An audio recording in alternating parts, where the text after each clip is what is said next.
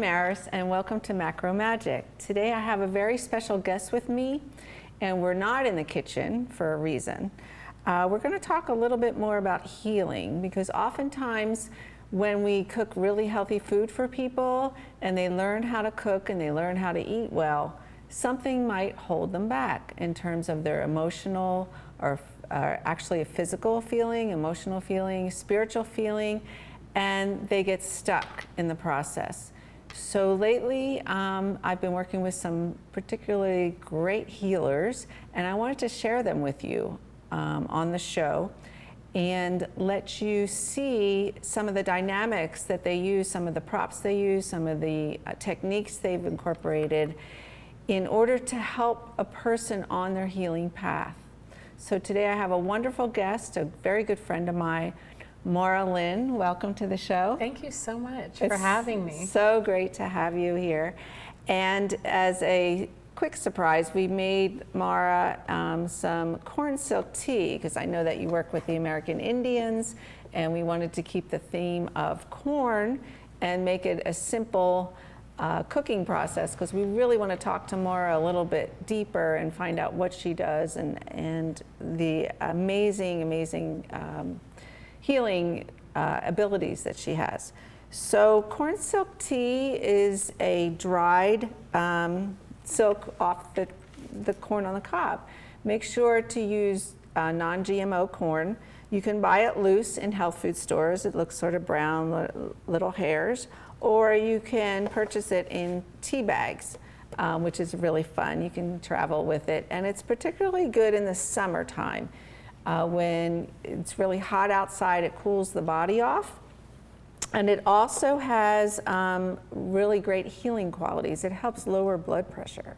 So it's a wonderful tea to actually drink any time of the year, but particularly in summer. So we made a cup of corn silk tea. We strained it through this little bamboo strainer. So we're enjoying our tea, but we want to hear from Mara all the beautiful gifts that she's brought, and photos, and actually some sage. I understand that you have too. Yes. So why don't you tell us a little bit about what you do and how you work one-to-one with clients, because I know many of my clients have come to see you and they've actually emotionally, I think, understood their issues and problems and have been able to sort of accomplish and gain in growth and be able to continue on their path of eating healthy food. I think if I could break it down very clearly, I have this gift to see the unseen. So I call myself a seer and a healer and a spirit talker. And what I'm able to do, while what is happening through me, is that I am able to alleviate people's suffering and also bring them some clarity as to where they are on their life path. I always say it's very similar to giving them the ability to see the world in color again. Because what I see and am able to do is see people's paths and where they are on their path through this earth walk, and whether they're facing forward and walking gently and enjoying it is beautiful, but not many people are doing that. Some are stuck just sideways connecting with someone, or they're facing backwards into the past. So oftentimes in counseling, I would say that an emotional crisis or death of a loved one or going through a divorce or whatever has set you or been traumatic enough for you to turn around or click off or... Absolutely. Yeah. And however, there's a silver lining in everything. And I always say, and what I know for sure, and from what I see, the greatest lessons come through suffering. You don't learn life's greatest lessons when everything is happy, happy, joy, joy all the time. It's truly when life brings you to your knees. So there truly is a silver lining in suffering. However, with that suffering, there is a way to walk through it and out of it and kind of put down some of the baggage or things that is not ours to carry along as we continue on our journey. Which oftentimes impedes your physical healing process of eating the healthy food and learning how to cut out the junk and things like that. Absolutely, and to just walk lighter with that. I had a gentleman contact me who has been studying Native American shamans since the 80s, and he's at a university, and he was asking me, he's written a few books, he was asking me what I can see and what I can do. And he said, can you put your hands on people yet and heal them? And I've done that with animals, but not people as of yet. But I alleviate their pain and suffering, and so that they can walk a lot lighter. And he said, well, if you do that, then they don't get sick. So it's truly, you can eat as healthy as you want, but if you are carrying this stuff that is just so heavy and no longer serves you, you are not going to be completely healed. Right, and that's why we've been working so closely together. Yes. And I've seen your work, I've seen people come out and there's more of a lightness to them after a session. There's like a relief, there's like a knowing of seeing their issues or problems in a different way. So they're not caught up in the emotional roller coaster of them. Yes, and that's what I see also during my readings, and I do individual readings for people, and we'll talk later about exactly the services that I offer. However, I'm so grateful and walk so humbly with this gift, and it's so important for me to do so because I believe that the true healers walk very humbly through this lifetime with what they are given. I know what's being asked of me, but in the middle of a reading, I just see their light getting brighter and them understanding. And a lot of it's just understanding and being confirmed of the strength that each one of us has within ourselves to walk through these periods of time. Yeah, and that it's we're actually capable. giving us support, not thinking that we're very Absolutely. meek and can't overcome obstacles and things like that. You need to just rise. Rise is one of my favorite words. And just rise up. I love the symbolism that you give oftentimes in sessions because I've seen you work with various people in groups and individually. And I think you change the wording for people, which really helps. So a person comes in and they'll say, this has basically destroyed my life, or this trauma or whatever has devastated me. And by the end of their session, they're using a little bit more positive associations to what they went through, and they're feeling a little bit stronger. They're not feeling blown away by what's happened. So I think that's Yes. important too. And because I was told, and when I first I've met many medicine men have come to me from tribes, and a Cherokee medicine man said to me, without knowing me or my life story, you have suffered more than most people walking here. And I said, yes. And he said, that's why they chose you. They meaning my spirit guides and the tribe on the other side who guides me. So, a lot of time when we're going through that suffering, it seems unbearable, but the gifts that you can get later, and I've seen, people that have truly suffered for a very long period of time and have chosen to still walk out the door and be what's beautiful in the world. I see them becoming healers. I see in their future them being able to help other people. So no one wants to suffer, and we would not wish that suffering on anybody. But it happens, and if we rise and truly just go within and know who we are and learn that about ourselves and what we truly believe in, not what we've been taught in this lifetime, but what we truly believe to be true, then I just say, our roots start going into the earth and we become the mighty oak. And then when the winds come of things that really start blowing and that suffering comes, we don't flap as much. So there's just a lot of growth and lessons in that suffering. And yes, people, need to tap into their inner warrior and just keep walking.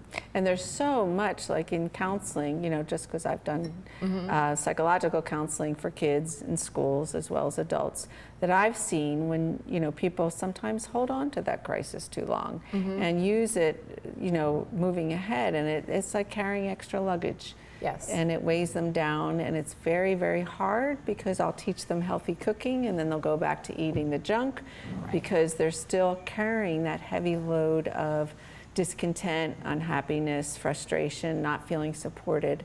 And I just think it's so wonderful that we're working together now because you sort of help unload that a little bit, and then I come in and teach them how to really lighten up their diet, and it works hand in hand. Yes, and we've known each other for years, and it's so interesting because having a farm, you know, I came down with Lyme disease for the second time, and nothing in my life is by chance. And so we've been friends for years, but all of a sudden I got Lyme disease again, and something was clicking as to not just taking, I took the antibiotic, but not just doing that, but something needed to shift. And I woke up one night to my guide saying, food is making you sick. And then for whatever reason, you and I were just meeting, and it just kind of clicked as to the way to eat healthy and what you're putting in your body and what's really working against you. So we have really clicked on this level of spirituality and food playing a part in that healing. Yes, for sure. Like fix the blood, clean up the blood. It always helps, you know, psychology-wise and biology-wise. Very much so, very much so. So you have some gifts for us today. You're going to show what you use in sessions. This is used in ceremony. It's white sage. What it does is brings in positivity and clears out negativity. It's used in ceremony all the time.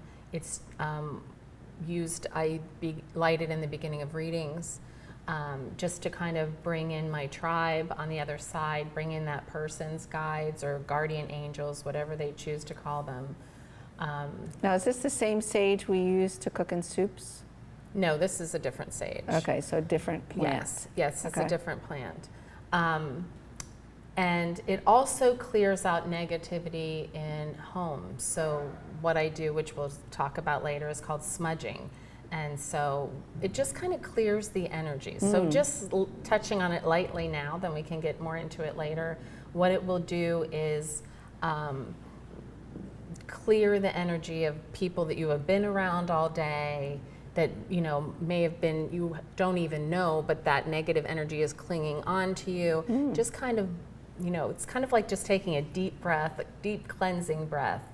And it's just beautiful, and people can feel the shift. Usually. And our production manager, Keith, said he wants to sage the whole studio I know, today. it's true. Everybody needs to be saged and smudged, it's called. And also moving into a new home, or being in a home and, you know, just something has happened that's kind of bad, or, you know, just life has happened. Going in and just clearing the energy, it just shifts things. And this is something you do for people too, as well, for an appointment. I do that, and I offer that on my website.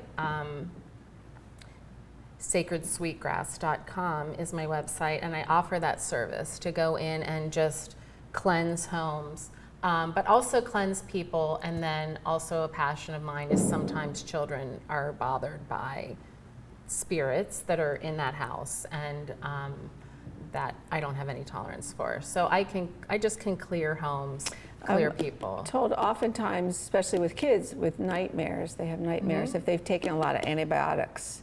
That changes their blood, and then they're more susceptible and fearful. So the sage and getting, you know, changing the blood and will plus help. truly now I can see the spirit world very clearly.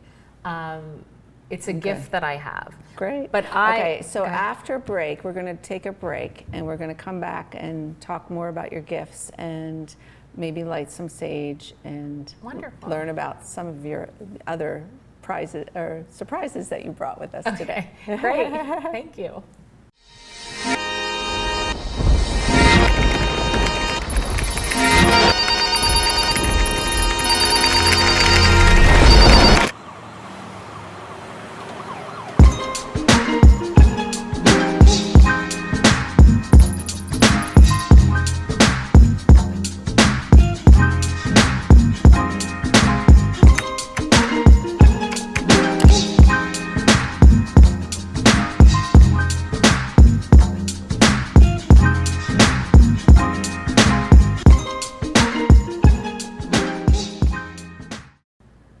Welcome back to our show. I'm here with Lynn, and you've sent in a couple photos or a photo for us to talk about. Yes.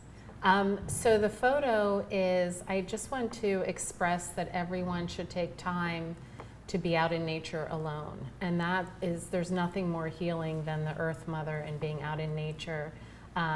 Each year I'm called to head out into the wilderness. And this photo is when I came across wild horses out in the wilderness, and it was one of the most spiritual moments. And actually the photo is a little bit further away.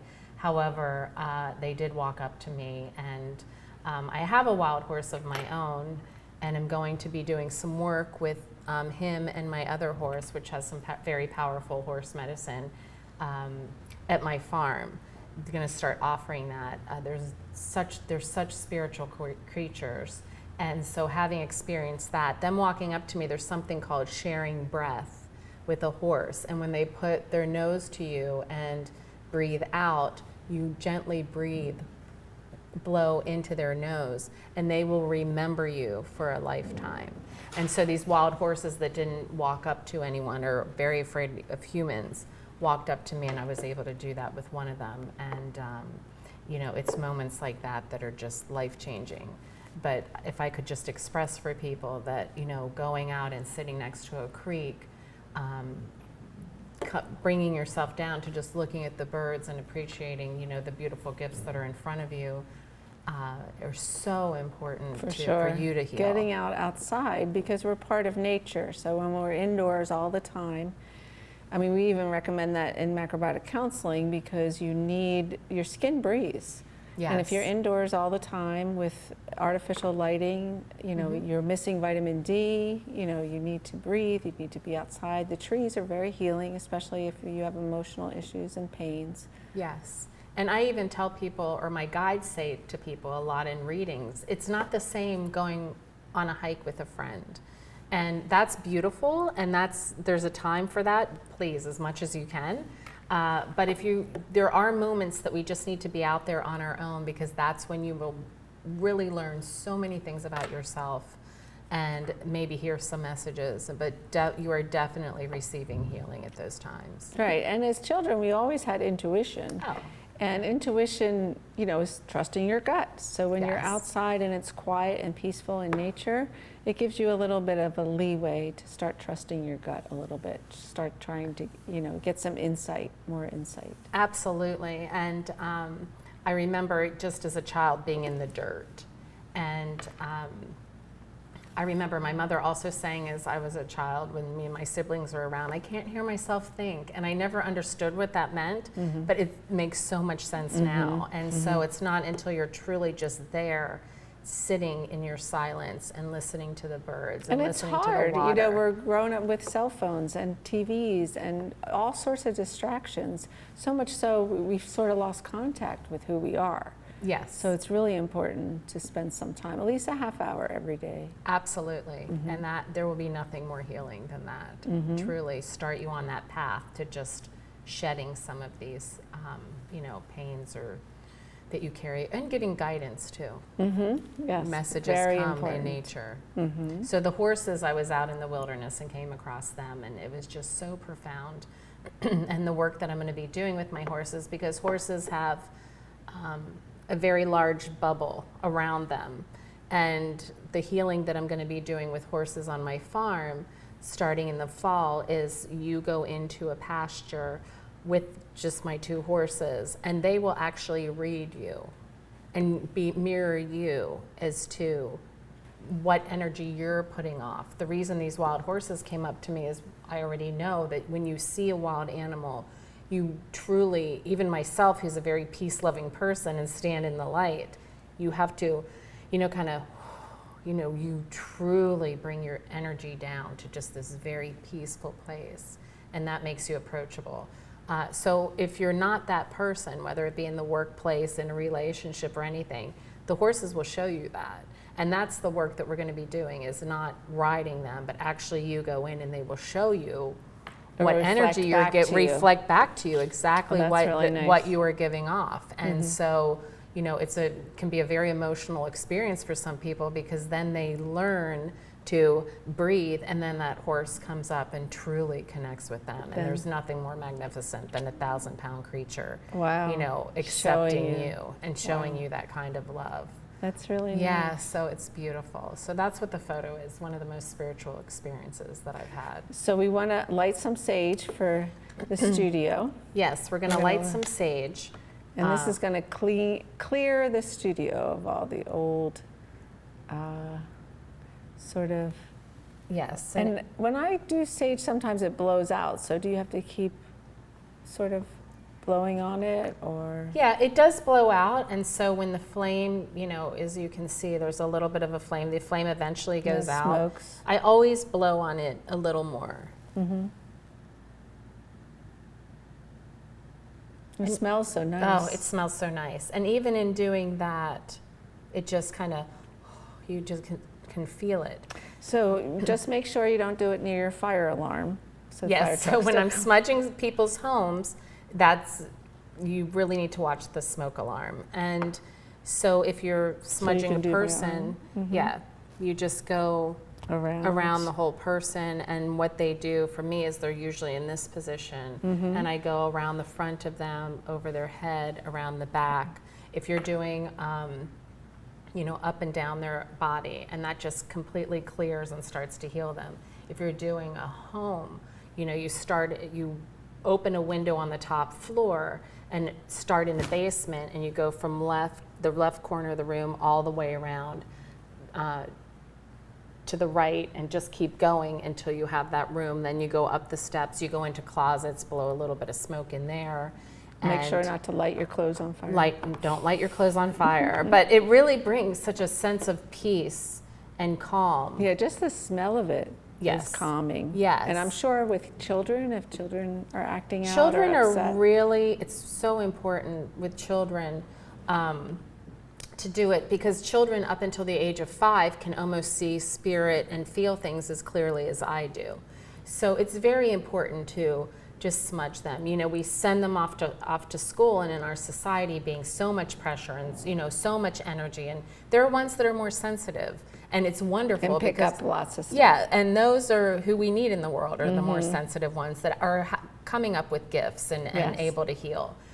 So it's just very important to cleanse them on a regular basis, and people can do this at home. That's great. That's great. And what is the other? So the other thing that I you know that I think is very important, that I know works, it works in the same way as sage, and that's black tourmaline stones. Black tourmaline will keep negativity away and bring positivity around you, and kind of keep, that little bubble of light around you. Great to put in a little, the backpack. We would like to have it more like in their pocket, but if it needs to be in the backpack at school, it's still on them for part of the day, but also on their nightstand at night. That's very important. We used to also put it under our beds for electromagnetic energy if you live close to high tension wires or near computers while you sleep. Yes. It's sort of Black tourmaline, balances truly, I know there's a lot of stones out there. Black tourmaline is what I know works and really resonates with me. And then I brought the tobacco. I mean, it's used in a lot of ceremony that I do and that natives do. But for anyone who's doing wild foraging, which is now, hopefully people are swaying more toward that, because there's so many beautiful things in the earth that we can go and gather in our yards and on our land. It's important to leave some tobacco, not to pull the plant out by the root, but to clip it, and then also to put down tobacco. And that is just, as just a little bit of crumbled up tobacco is just an offering every time that you go out and gather. And that is just a, thank you for allowing us to gather from the earth, and just an offering to, above of, thank you for bringing these plants for us to eat.